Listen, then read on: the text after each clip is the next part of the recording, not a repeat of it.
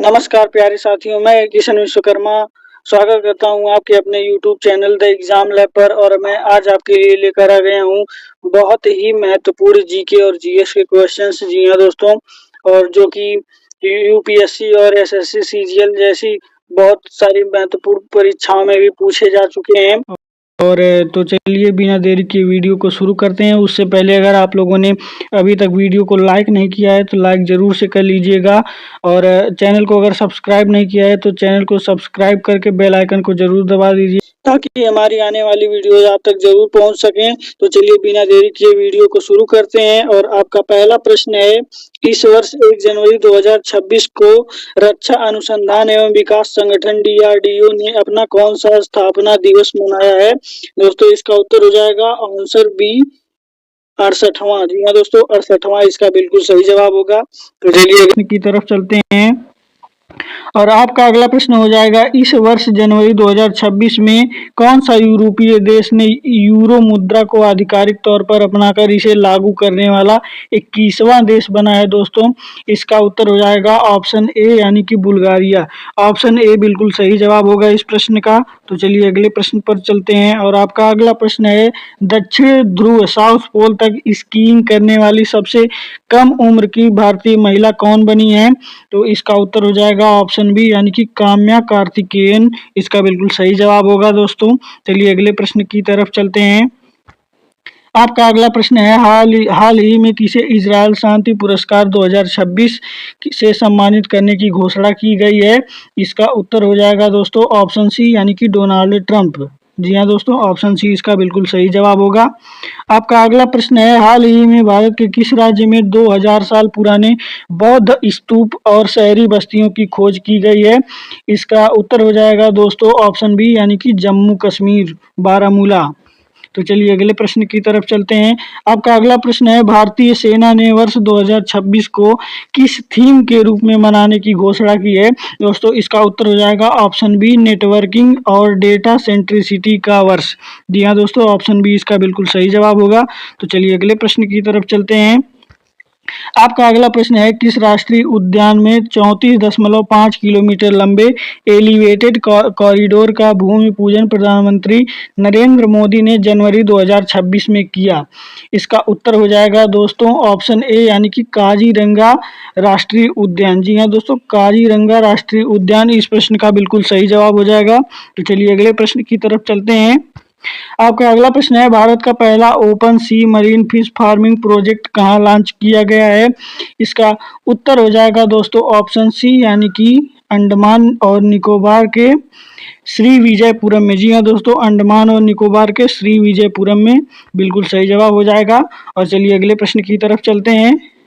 9 जनवरी 2026 में भारत ने किस देश के साथ दूरसंचार सहयोग यानी कि टेली कम्युनिकेशंस कोऑपरेशन पर एक संयुक्त घोषणा पत्र पर हस्ताक्षर किए?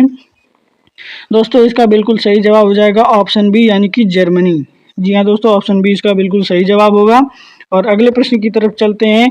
आपका अगला प्रश्न है, वित्त वर्ष 2025-26 के लिए अंतर्राष्ट्रीय मुद्रा कोष आईएमएफ ने भारत की जीडीपी ग्रोथ का अनुमान बढ़ाकर कितना कर दिया है? जी हाँ दोस्तों, इसका बिल्कुल सही जवाब होगा ऑप्शन सी यानी कि 7.3%।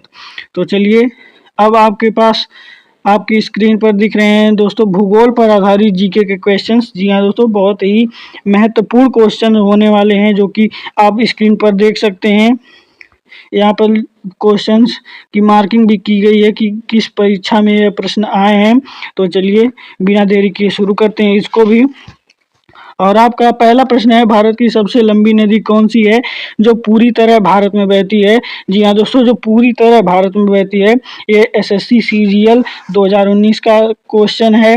और इसका उत्तर हो जाएगा ऑप्शन सी यानी कि गोदावरी। जी हाँ दोस्तों, गोदावरी ऑप्शन सी इसका बिल्कुल सही जवाब होगा। और दोस्तों यहाँ पर इसकी व्याख्या भी मैं लेकर आया हूँ।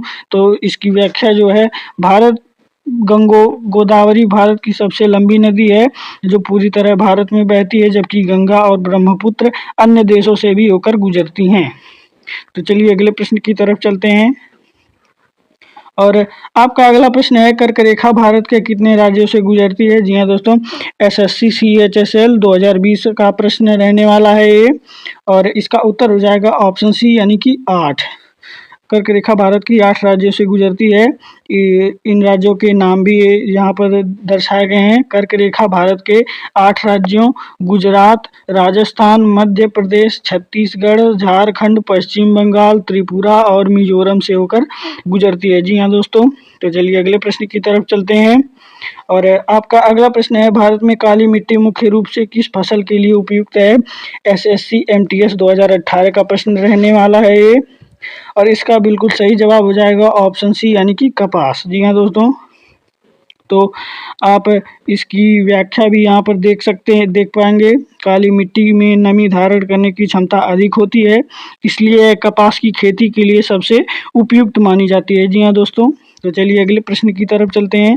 और आपका अगला प्रश्न है, भारत का जी हाँ दोस्तों, भारत का सबसे बड़ा डेल्टा कौन सा है? SSC CGL 2021 का प्रश्न रहने वाला है, और इसका सही जवाब हो जाएगा ऑप्शन डी यानी कि सुंदरवन। जी हाँ दोस्तों, इसकी व्याख्या आप देख सकते हैं। गंगा ब्रह्मपुत्र नदियों द्वारा बना सुंदरवन विश्व का सबसे बड़ा डेल्टा है, जो भारत और बांग्लादेश में फैला हुआ है। जी हाँ दोस्तों, बहुत ही महत्वपूर्ण प्रश्न होने वाले हैं, तो आप एक भी प्रश्नों को मिस मत कीजिएगा। तो चलिए अगले प्रश्न की तरफ चलते हैं। और आपका अगला प्रश्न है दोस्तों, पश्चिम घाट की सबसे ऊंची चोटी कौन सी है? UPSC प्रीलिम्स 2016 का ये प्रश्न रहने वाला है, और इसका सही जवाब हो जाएगा ऑप्शन बी यानी कि अनाईमुड़ी। जी हाँ दोस्तों, इसकी व्याख्या देख सकते हैं आप। अनाईमुड़ी चोटी केरल में स्थित है, और यह पश्चिम घाट की सबसे ऊंची चोटी मानी जाती है। जी हाँ दोस्तों, चलिए अगले प्रश्न की तरफ चलते हैं। और आपका अगला प्रश्न है, भारत का सबसे बड़ा राज्य। जी हाँ दोस्तों, भारत का सबसे बड़ा राज्य क्षेत्रफल के आधार पर कौन सा है? SSC GD 2021 का प्रश्न रहने वाला है, और इसका बिल्कुल सही जवाब हो जाएगा ऑप्शन सी यानी कि राजस्थान। जी हाँ दोस्तों, और अगला प्रश्न है आपका, भारत का सबसे अधिक वर्षा वाला स्थान कौन सा है? SSC CGL 2022 का प्रश्न रहने वाला है ये, और इसका बिल्कुल सही जवाब हो जाएगा ऑप्शन बी। जी हाँ दोस्तों, आप इसकी व्याख्या देख सकते हैं। और व्याख्या, मेघालय में स्थित मौसिनराम को विश्व का सबसे अधिक वर्षा वाला स्थान माना जाता है। जी हाँ दोस्तों, मेघालय में स्थित है ये। और आपका अगला प्रश्न है, निम्न में से कौन सी नदी अरब सागर में गिरती है? जी हाँ दोस्तों, SSC CHSL 2019 का प्रश्न रहने वाला है, और इसका बिल्कुल सही जवाब हो जाएगा ऑप्शन सी यानी कि नर्मदा। जी हाँ दोस्तों, और इसकी व्याख्या आप देख सकते हैं। नर्मदा पश्चिम की ओर बहने वाली नदी है, और अरब सागर में गिरती है। जी हाँ दोस्तों, तो चलिए अगले प्रश्न की तरफ चलते हैं। और आपका अगला प्रश्न है, भारतीय मानक समय किस देशांतर पर आधारित है? SSC CGL 2018 का प्रश्न रहने वाला है, इसका बिल्कुल सही जवाब हो जाएगा ऑप्शन सी यानी कि 82 डिग्री 30 मिनट पूर्व। तो चलिए इसकी व्याख्या देख लेते हैं, और आप इसकी व्याख्या देख पा रहे होंगे। भारतीय मानक समय 82 अंश 30 मिनट पूर्वी देशांतर पर आधारित है, जो उत्तर प्रदेश के मिर्जापुर के पास से गुजरता है। जी हाँ दोस्तों, चलिए अगले प्रश्न की तरफ चलते हैं। आपका अगला प्रश्न है 10वां प्रश्न, यानी कि थार मरुस्थल किस राज्य में स्थित है? जी हाँ दोस्तों, रेलवे ग्रुप डी 2019 का प्रश्न रहने वाला है, इसका बिल्कुल सही जवाब हो जाएगा ऑप्शन डी यानी कि राजस्थान। जी हाँ दोस्तों, इसकी व्याख्या देखने की जरूरत नहीं है शायद से। और आपका अगला प्रश्न होने वाला है, पूर्वी घाट की प्रकृति कैसी है? जी हाँ दोस्तों, SSC CGL 2020 का प्रश्न रहने वाला है, इसका बिल्कुल सही जवाब हो जाएगा ऑप्शन सी यानी कि खंडित पर्वत। इसकी व्याख्या देख लेते हैं। और पूर्वी घाट सतत नहीं है। जी हाँ दोस्तों, पूर्वी घाट सतत नहीं बल्कि विभिन्न नदियों द्वारा कटे फटे पर्वत हैं। तो चलिए अगले प्रश्न की तरफ चलते हैं। आपका अगला प्रश्न होगा, 12वां यानी कि गंगा नदी का उद्गम स्थल कौन सा है? SSC CHSL 2018 का प्रश्न रहने वाला है। जी हाँ दोस्तों, और इसका बिल्कुल सही जवाब हो जाएगा ऑप्शन ए यानी कि गंगोत्री। जी हाँ दोस्तों, गंगा नदी का उद्गम स्थल है गंगोत्री का गोमुख। जी हाँ दोस्तों, बिल्कुल ध्यान में रखिएगा। तो चलिए अगले प्रश्न की तरफ से चलते हैं। और आपका अगला प्रश्न है, भारत का सबसे लंबा तटरेखा वाला राज्य कौन सा है? एसएससी सीजीएल 2021 का प्रश्न होने वाला है और इसका सही जवाब हो जाएगा ऑप्शन डी यानी कि गुजरात। जी हाँ दोस्तों, तो चलिए अगले प्रश्न की तरफ चलते हैं। आपका अगला प्रश्न है, चिल्का झील किस राज्य में स्थित है? एसएससी एमटीएस 2020 का प्रश्न रहने वाला है और इसका बिल्कुल सही जवाब होगा ऑप्शन सी यानी कि ओडिशा। जी हाँ दोस्तों, तो चलिए इसका व्याख्या देख लेते हैं। चिल्का झील ओडिशा में स्थित एक खारे पानी की झील है। जी हाँ दोस्तों, एक प्रश्न यहाँ से भी बन सकता है कि चिल्का झील कैसे पानी की झील है, मीठे पानी की झील है या फिर खारे पानी की झील है। तो आप इसमें बिल्कुल सही जवाब देते हुए खारे पानी की झील लिखकर आएंगे ज़रूर। तो चलिए अगले प्रश्न की तरफ चलते हैं। आपका अगला प्रश्न है, अरावली पर्वतमाला की प्रमुख विशेषता क्या है? यूपीएससी प्रीलिम्स 2014 का प्रश्न रहने वाला है और हाल ही में अरावली पर माइनिंग की जाने की खबरें आई थी, तो उस पर बहुत सारे प्रोटेस्ट भी हुए थे। तो चलिए इसका उत्तर देखते हैं और इसका आंसर हो जाएगा ऑप्शन डी यानी कि विश्व की प्राचीनतम। इसकी व्याख्या देख लेते हैं दोस्तों। तो इसकी व्याख्या होगी, अरावली पर्वतमाला को विश्व की सबसे प्राचीन पर्वतमालाओं में से एक माना जाता है। जी हाँ दोस्तों, तो चलिए अगले प्रश्न की तरफ चलते हैं। आपका अगला प्रश्न है, भारत में मानसून की वापसी सामान्यतः कब शुरू होती है? एसएससी सीजीएल 2019 का प्रश्न रहने वाला है और इसका बिल्कुल सही जवाब होगा ऑप्शन बी यानी कि सितंबर। जी हाँ दोस्तों, भारत में सितंबर महीने में ही मानसून की वापसी शुरू होती है। और आपका अगला प्रश्न है, भारत का सबसे ऊंचा पठार कौन सा है? जी हाँ दोस्तों, एसएससी सीएचएसएल 2021 का प्रश्न रहने वाला है और इसका बिल्कुल सही जवाब होगा ऑप्शन बी यानी कि दक्कन का पठार भारत का सबसे ऊंचा पठार है। जी हाँ दोस्तों, चलिए अगले प्रश्न की तरफ चलते हैं। आपका अगला प्रश्न है, 18वां यानी कि ब्रह्मपुत्र नदी भारत के किस राज्य से होकर बहती है? एसएससी सीजीएल 2020 का प्रश्न रहने वाला है। इसका सही जवाब होगा ऑप्शन सी यानी कि असम। दोस्तों असम इसका बिल्कुल सही जवाब होगा। तो चलिए अगले प्रश्न की तरफ चलते हैं। 19वां प्रश्न और आपका अगला प्रश्न है, निम्न में से कौन सी नदी डेल्टा नहीं बनाती? एसएससी जीडी 2018 का प्रश्न रहने वाला है। इसका बिल्कुल सही जवाब होगा ऑप्शन सी यानी कि नर्मदा। जी हाँ दोस्तों, नर्मदा बिल्कुल सही जवाब होगा। और आपके भूगोल का सबसे अंतिम प्रश्न यानी कि 20वां प्रश्न, भारत की सबसे बड़ी मीठे पानी की झील कौन सी है? जी हाँ दोस्तों, एसएससी सीजीएल 2022 का प्रश्न होने वाला है। इसका बिल्कुल सही जवाब होगा ऑप्शन बी। जी हाँ दोस्तों, वूलर झील ही भारत की सबसे बड़ी मीठे पानी की झील है। जी हाँ दोस्तों, तो चलिए आगे चलते हैं और आपका जो अगला प्रश्न होने वाला है वह प्रशासन पर आधारित प्रश्न होने वाले हैं। तो चलिए बिना देरी किए इन प्रश्नों को भी शुरू करते हैं और आपका पहला प्रश्न होने वाला है, भारत का सर्वोच्च न्यायालय कहाँ स्थित है? जी हाँ दोस्तों, यूपीएससी प्रीलिम्स 2018 का प्रश्न रहने वाला है। इसका उत्तर होगा ऑप्शन बी यानी कि नई दिल्ली। जी हाँ दोस्तों, और चलिए की व्याख्या देख लेते हैं। इसकी व्याख्या में है, भारत का सर्वोच्च न्यायालय नई दिल्ली में स्थित है। जी हाँ दोस्तों, और चलिए अगले प्रश्न की तरफ चलते हैं। आपका अगला प्रश्न है, सर्वोच्च न्यायालय का गठन संविधान के किस अनुच्छेद में वर्णित है? दोस्तों एसएससी सीजीएल 2020 का प्रश्न रहने वाला है। इसका उत्तर होगा ऑप्शन ए यानी कि अनुच्छेद 124।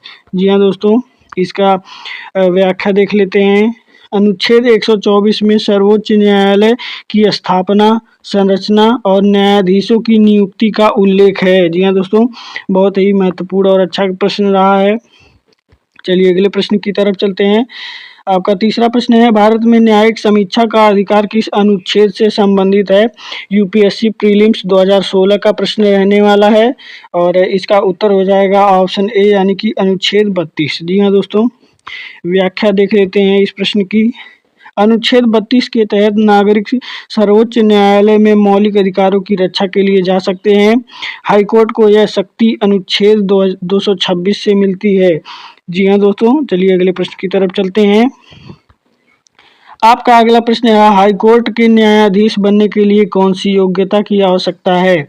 एसएससी सीएचएसएल 2019 का प्रश्न रहने वाला है। तो आपका सही जवाब हो जाएगा ऑप्शन बी, यानी कि 10 वर्ष तक अधिवक्ता या न्यायिक पद का अनुभव। जी हाँ दोस्तों, ऑप्शन बी इसका बिल्कुल सही जवाब होने वाला है। चलिए इसका व्याख्या देख लेते हैं। संविधान में हाई कोर्ट के न्यायाधीशों के लिए न्यूनतम आयु निर्धारित नहीं है, बल्कि आवश्यक योग्यता के रूप में 10 वर्ष का न्यायिक या अधिवक्ता अनुभव अनिवार्य है। जी हाँ दोस्तों, चलिए अगले प्रश्न की तरफ चलते हैं। आपका अगला प्रश्न होने वाला है, भारतीय संविधान किस प्रकार की न्यायपालिका सुनिश्चित करता है? यूपीपीसीएस 2017 का प्रश्न रहने वाला है और इसका सही जवाब होगा ऑप्शन सी, यानी कि स्वतंत्र। जी हाँ दोस्तों, तो चलिए अगले प्रश्न की तरफ चलते हैं। आपका अगला प्रश्न है, वर्तमान में सुप्रीम कोर्ट के न्यायाधीशों की अधिकतम संख्या कितनी है? एसएससी जीडी 2021 का प्रश्न रहने वाला है और इसका उत्तर हो जाएगा ऑप्शन डी, यानी कि 34। जी हाँ दोस्तों, तो चलिए इसका व्याख्या देख लेते हैं। यह संशोधन सुप्रीम कोर्ट नंबर ऑफ जजेस अमेंडमेंट एक्ट 2019 से हुआ था। जी हाँ दोस्तों, अगला प्रश्न रहा आपका, भारत में हाईकोर्ट की स्थापना किसके द्वारा की जाती है? दोस्तों, एसएससी जीडी 2021 का प्रश्न रहने वाला है और इसका उत्तर हो जाएगा ऑप्शन बी, यानी कि राष्ट्रपति। तो चलिए अगले प्रश्न की तरफ चलते हैं। आपका अगला प्रश्न है, निम्नलिखित में से कौन सी शक्ति सुप्रीम कोर्ट के अंतर्गत नहीं आती है? एसएससी सीजीएल 2018 का प्रश्न रहने वाला है और इसका उत्तर हो जाएगा ऑप्शन सी, यानी कि राष्ट्रपति का चुनाव। जी हाँ दोस्तों, तो चलिए इसकी व्याख्या देख लेते हैं। राष्ट्रपति के चुनाव से संबंधित विवादों का निपटारा सुप्रीम कोर्ट नहीं करता है। जी हाँ दोस्तों, चलिए अगले प्रश्न की तरफ चलते हैं। और आपका अगला प्रश्न है, लोकायुक्त मुख्य रूप से किसकी निगरानी करता है? यूपीएससी प्रीलिम्स 2015 का प्रश्न रहने वाला है। इसका सही जवाब हो जाएगा ऑप्शन बी, यानी कि राज्य प्रशासन। जी हाँ दोस्तों, इसका व्याख्या देख लेते हैं। लोकायुक्त राज्य स्तर पर प्रशासनिक भ्रष्टाचार की निगरानी करता है। तो चलिए इस वीडियो के अंतिम प्रश्न की तरफ चलते हैं और इस वीडियो का अंतिम प्रश्न होने वाला है, यानी कि 10वां प्रश्न प्रशासन का जो होने वाला है वह है, संविधान द्वारा सर्वोच्च न्यायालय को दिया गया अंतिम उपाय क्या है? एसएससी सीएचएसएल 2020 का प्रश्न होने वाला है और इसका सही जवाब हो जाएगा ऑप्शन डी, यानी कि सर्वोच्च न्यायालय का निर्माण। जी हाँ दोस्तों, तो इस प्रश्न की व्याख्या देख लेते हैं और इस प्रश्न की व्याख्या है, सर्वोच्च न्यायालय का निर्णय अंतिम और बाध्यकारी होता है। जी हाँ दोस्तों, तो आपको वीडियो में वॉइस क्वालिटी थोड़ी सी ख़राब लग रही होगी क्योंकि मेरी ये पहली या दूसरी वीडियो होने वाली है, तो आप लोग इस पे ध्यान न देकर अपनी पढ़ाई पर ध्यान दीजिए। और मैं आशा करता हूँ कि आप सभी को मेरी वीडियो ज़रूर पसंद आई होगी, तो लाइक ज़रूर कीजिएगा और कमेंट में अपनी राय ज़रूर लिखिएगा दोस्तों कि आगे से मैं किस टॉपिक पर